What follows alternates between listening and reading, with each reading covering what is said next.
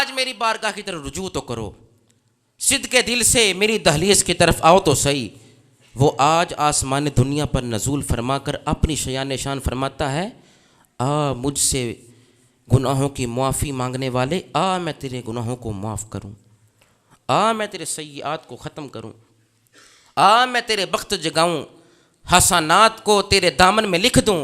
مگر ہائے افسوس انسان آج ذکر الہی سے غافل، تلاوت قرآن سے غافل، ورد و وظائف سے غافل۔ مگر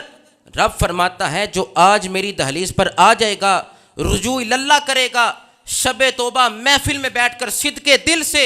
معافی مجھ سے مانگے گا، محبوب کے صدقے میں اس کی خطاؤں کو معاف فرما دوں گا۔ حضرت جنید بغدادی فرماتے ہیں توبہ کی حقیقت سنو اسکندر صاحب، توبہ کی حقیقت یہ نہیں کہ بندہ دل سے لذت گناہ مٹائے، توبہ کی حقیقت یہ نہیں ہے، بلکہ توبہ کی حقیقت یہ ہے کہ گناہ کا تصور ہی دل سے مٹا دے، لذت گناہ نہیں، گناہ سرے سے ہی گناہ کو ختم کر دے،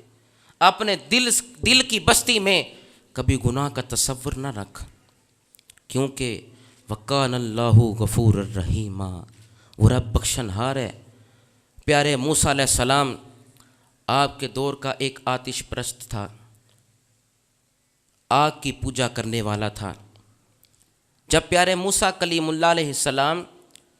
کوہ طور پر جا رہے تھے رب سے ہم کلام ہونے، تو وہ کہنے لگا اے موسیٰ، توجہ سے سنیے گا، شب توبہ، اے موسیٰ کہاں پر جا رہے ہو اور کس سے باتیں کرنے جا رہے ہو؟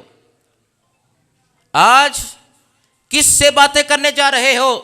تو پیارے موسیٰ کلیم اللہ علیہ السلام فرمانے لگے اے آتش پرست،